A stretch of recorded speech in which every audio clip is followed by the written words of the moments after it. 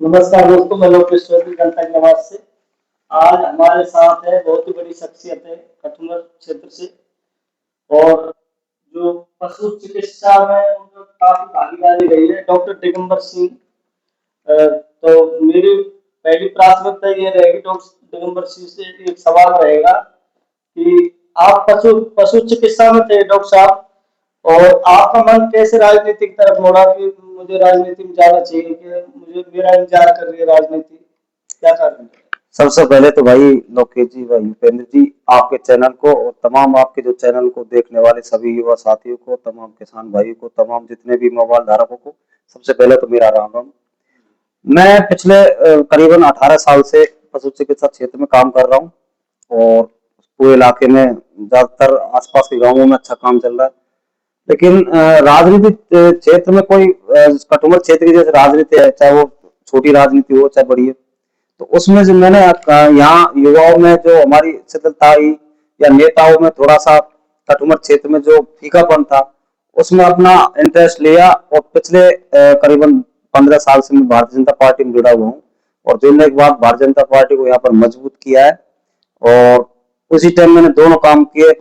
दिन में पशु चिकित्सा क्षेत्र में काम करता था और शाम को अपने पार्टी के हित में काम करता हूँ, और आज भी चल रहा है वही काम। तो दिगंबर जी, मेरा एक सवाल और है आपसे कि आप युवा मंडल अध्यक्ष भी हो, तो आपकी प्राथमिकताएं क्या रही? आपको समथिंग 8 साल हो गए, जी, तो आपकी प्राथमिकताएं क्या थी? देखो, युवा मोर्चा कठुमर में जो मंडल अध्यक्ष हूँ, जिले में करीबन 30 युवा मोर्चा है। आप जानकारी कर सकते हो, कठुमर एक मंडल ऐसा है जिसमें पूरी कार्यकारिणी थी हमारी युवा मोर्चाओं की।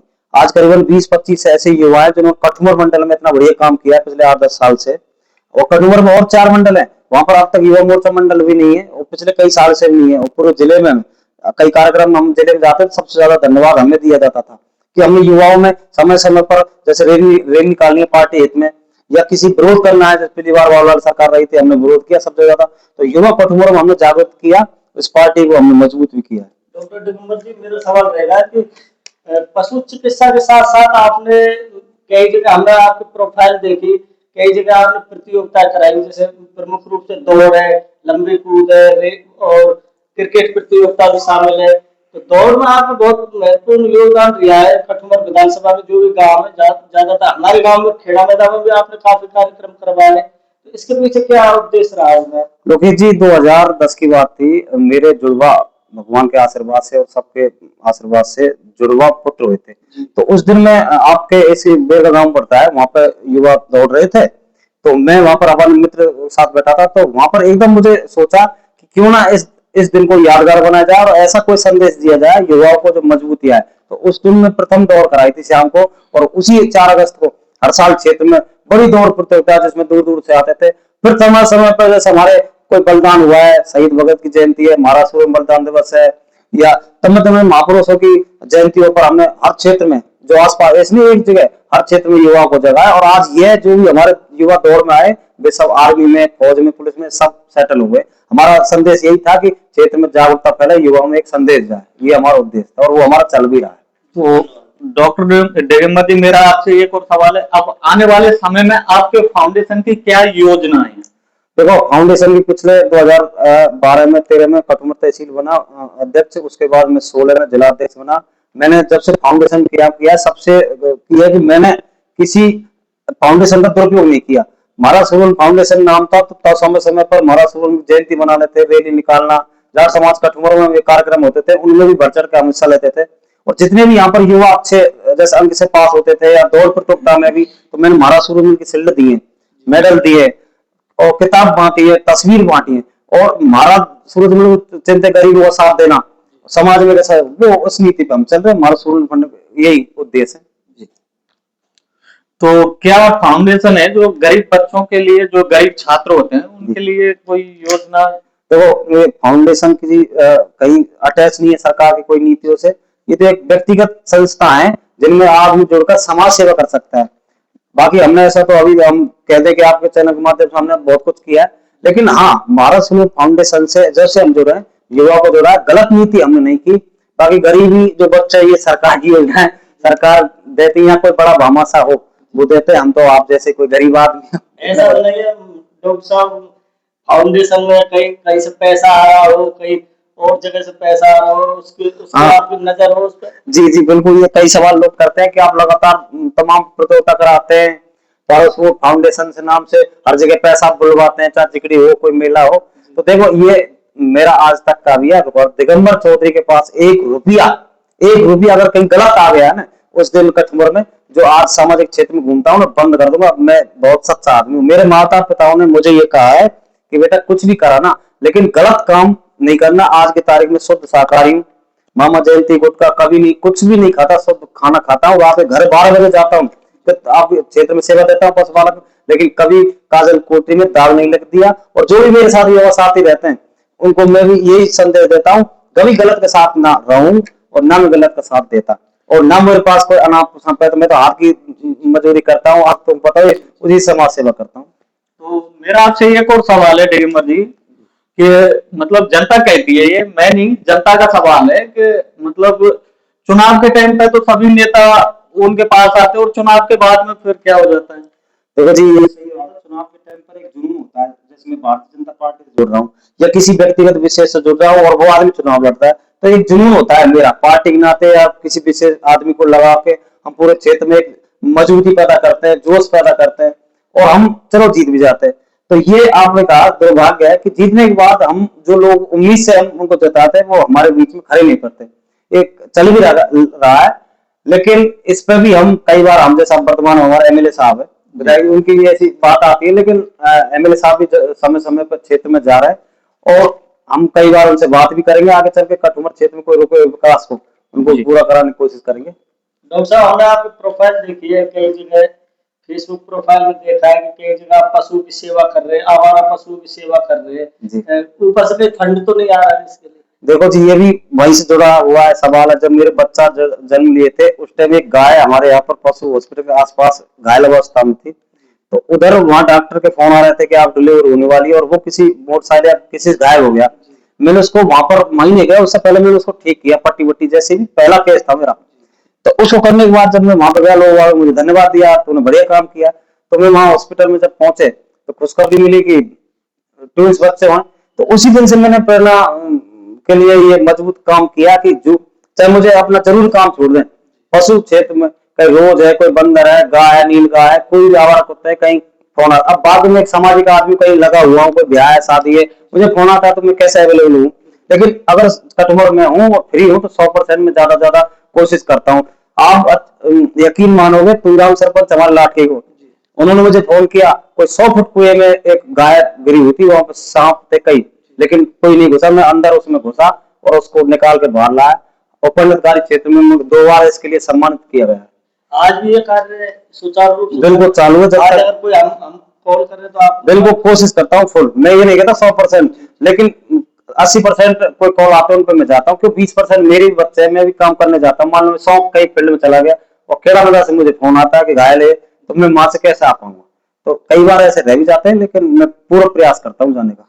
आप महाराजा सूरजमल फाउंडेशन के भी अध्यक्ष हैं जी। तो उनका मुख्य उद्देश्य क्या होता है फाउंडेशन का?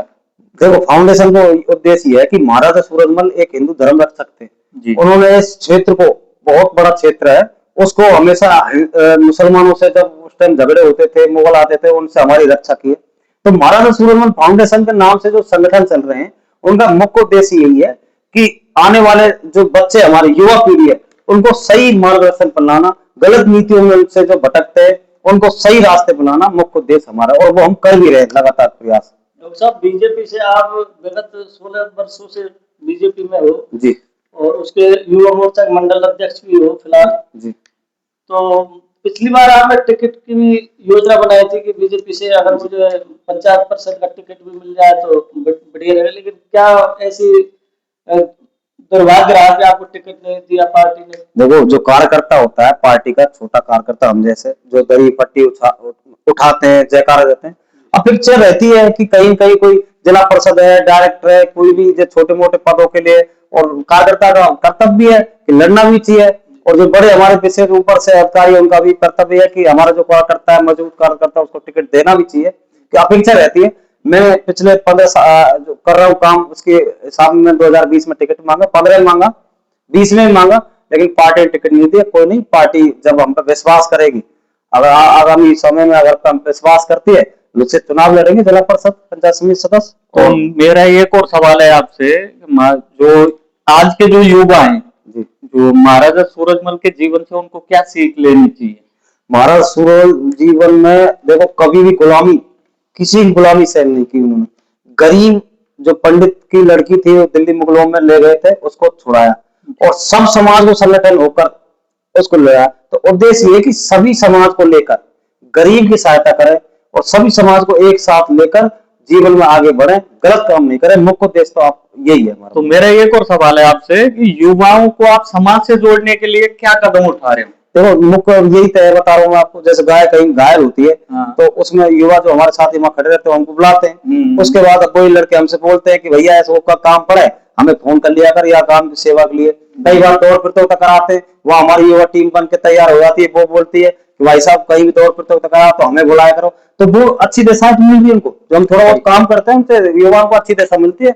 हम बड़ा ऐसा ऐसा तो नहीं, जाट फाउंडेशन के आप अध्यक्ष हो महाराज सूरजमल के, जी, तो युवा आप जाट समाज की प्रतियोगिता कराते हो या पूरे पूरे समाज की? नहीं नहीं नहीं, मेरा किसी फाउंडेशन पे एक लोगो होता है, बाकी के। अब पिछली बार मैंने दौड़ कराई थी, महाराज सूरजमल जयंती आई थी, जिसमें 3 बच्चा तसी के, हमारे कठुमल तसी है, वहां के 3 लड़के आए थे। तसी के हर बार आते, कोई समाज का लड़का दौड़ ले, हमारा कोई जाति विशेष से हमारा कोई लेन देन नहीं है। हम तो सभी समाज के युवा, देखो कोई भी अच्छी कोई अगर कौशलता होती है कोई युवा में, पढ़ने की, लिखने की, कुश्ती की, वो किसी जाति का नहीं होता, वो क्षेत्र का होता है। और कोई बच्चा अच्छा है तो वो हमारा है और हम उसको हमेशा समर्पित रहेंगे।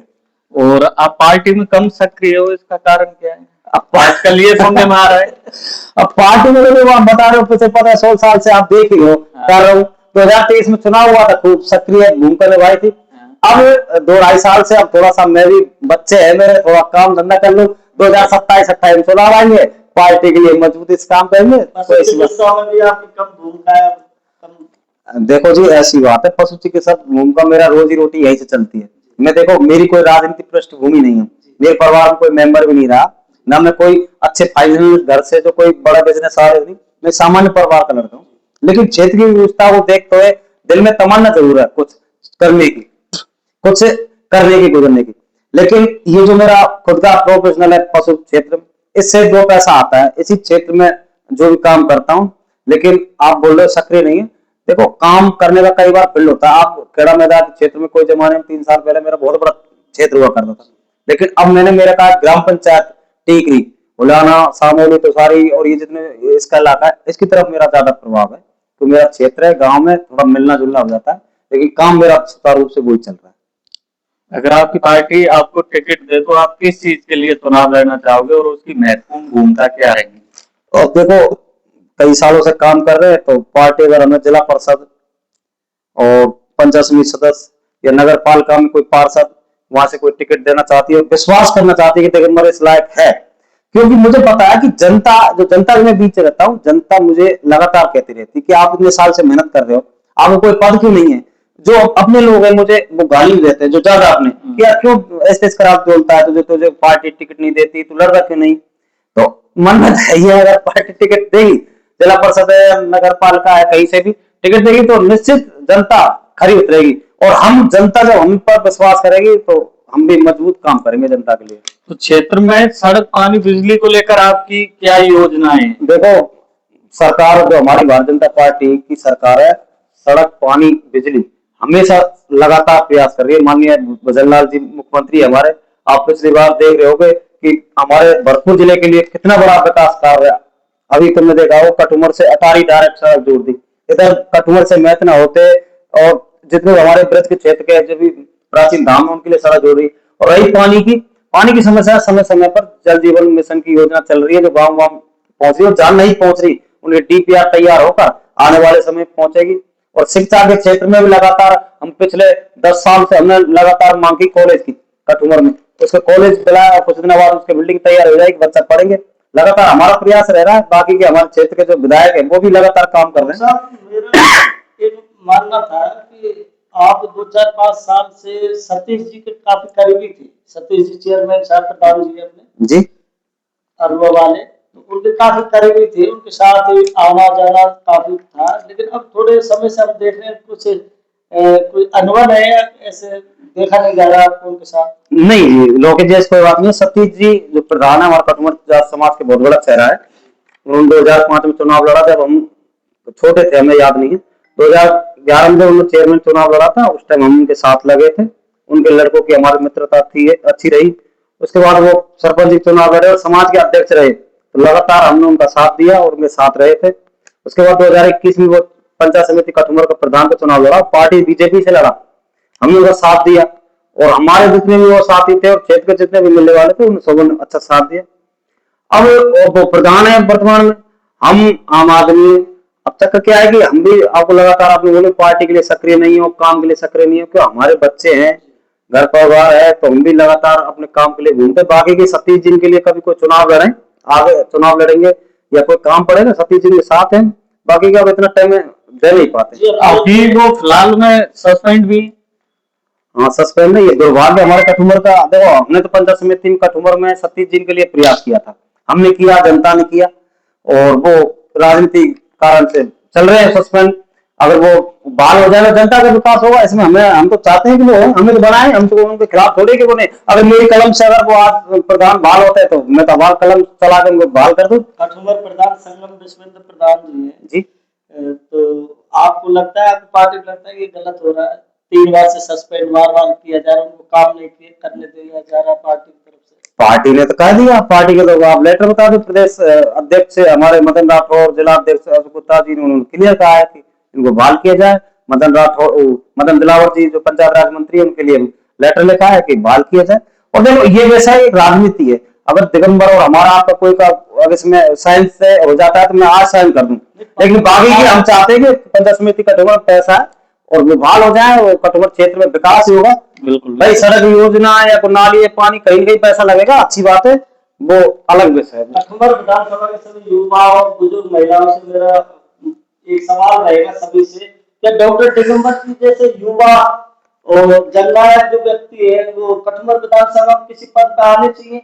ऐसे जो कार्यकर्ता है, जो जिनमें जुनून है, पशुओं की सेवा भी कर रहे हैं, लगातार जन सेवा भी कर रहे हैं, युवाओं में दौड़ प्रतियोगिता और भी खेल मैदानों की तरफ रुझान लेकर आ रहे डॉक्टर दिगंबर जी, ऐसे व्यक्ति क्या कटुमर विधानसभा में होने चाहिए? दशा बदलनी चाहिए कटुमर विधानसभा की?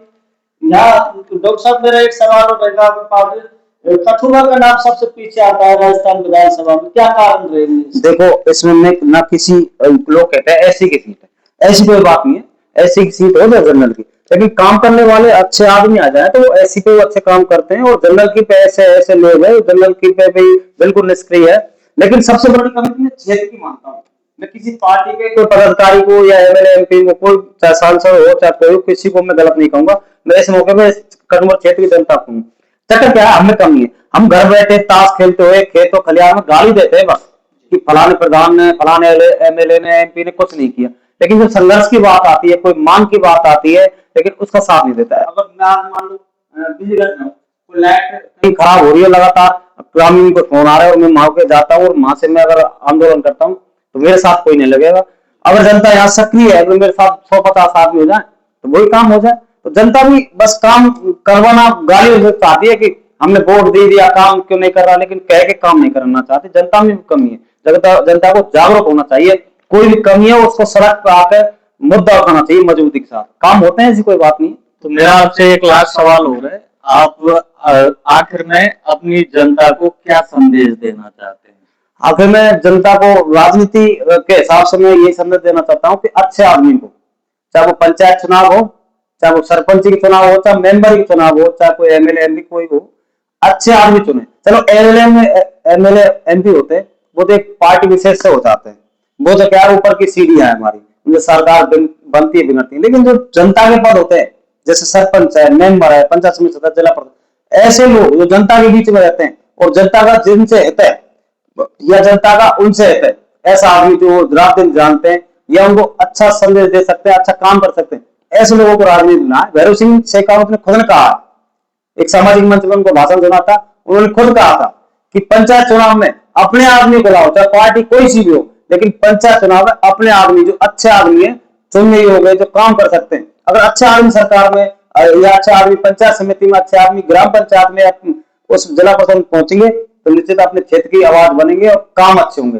और युवा को ये संदेश देना चाहता हूँ, जो युवा शिक्षा की ओर अग्रसर है वो राजनीति या कोई सामाजिक अलग चीजों में नहीं पड़े, वो सिर्फ एक शिक्षा से अगर जुड़े तो आने वाले समय में ऐसी स्थिति पैदा होगी जो शिक्षा जिसके पास है कि वो खरीद नहीं जा सकती। बिल्कुल।